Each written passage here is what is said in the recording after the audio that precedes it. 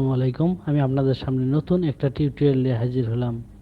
টিউটোরিয়ালটা হলো যে আমার এখানে যে মাউস পয়েন্টারটা দেখতে পাচ্ছেন, এটা কিভাবে কালার চেঞ্জ করতে হয় এবং এটার কালার চেঞ্জ কি এবং এটা বড় করা ছোট করা এই জিনিসটাই আমি আপনাদের কাছে আজকে দেখাবো।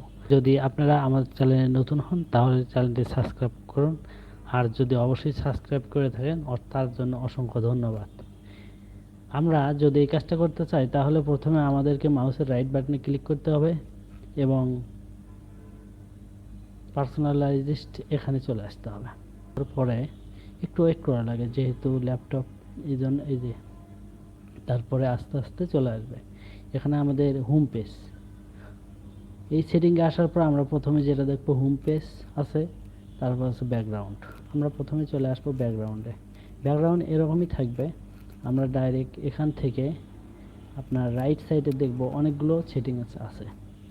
এই সেটিংসগুলোর ভেতরে আমরা প্রথমে চলে যাব হাই কম্পোজিশন সেটিং,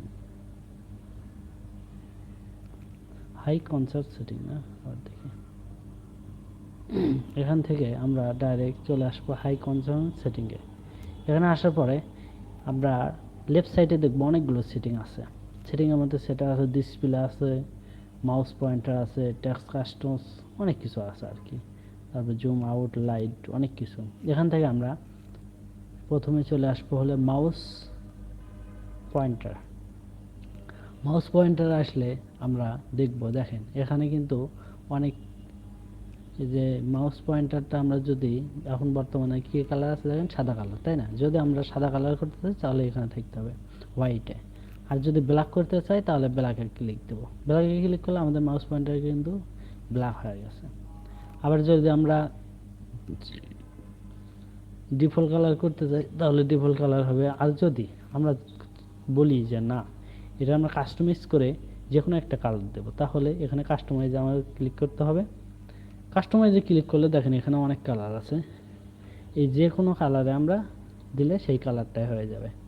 আবার যদি এখানে আমরা চাপ দেই, এখানে দেখেন যে কালার চাইবেন সেই কালার হয়ে যাবে। যদি আমরা লাল কালার চাই, রেড কালার চাইলে রেড কালার আসলো, এখানে ডান করলাম, ওকে, আমাদের রেড কালার হয়ে গেল।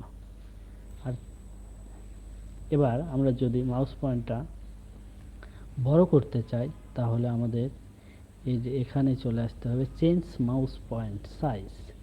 এখানে আসার পরে আমরা যদি এটা 1 আছে, 1 থেকে বাড়ায়া দেই তাহলে এটা আস্তে আস্তে বড় হয়ে যাবে। দেখছেন কত বড় হয়ে গেছে? আর যদি বাড়ায় দেই তাহলে আরো বড় হয়ে যাবে। আমাদের টিউটোরিয়ালটা যদি ভালো লাগে তাহলে আমাদের চ্যানেলটি সাবস্ক্রাইব করবেন।